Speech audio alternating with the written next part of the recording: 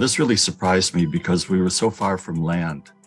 And I began to catalog the weight of the plastic and the number of particles. And at that time, it was about 3,500 particles of plastic per square kilometer. There were different types of plastic, little jagged pieces, maybe 5-6 millimeters in diameter. And there were other round plastic particles that are called by the plastics industry nurdles. And these are the raw plastic material that is sold by a plastic manufacturer to a fabricator to make into a toy or some other plastic particle. I was really surprised at the amount of plastic out there and the fact that we were so far from land. I knew that plastic hadn't been made in large amounts until about the end of World War II. It was surprising. I felt that it definitely should be documented, and I felt that this was the beginning of the understanding of the extent of plastic pollution on the world's oceans.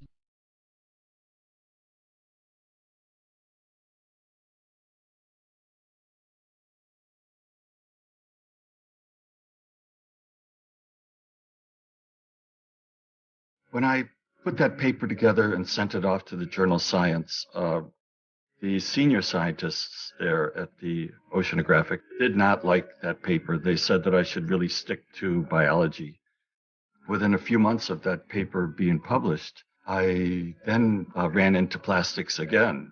I saw what I thought was a little fish egg under the microscope, so I squeezed it with some forceps and it just popped right out. And I said, well, that's not a fish egg, that's a little sphere of plastic.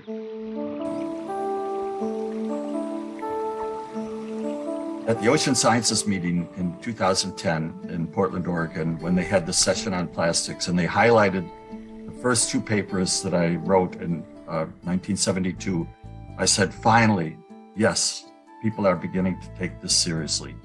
And there has been, again, about an exponential increase in the number of papers on plastic pollution.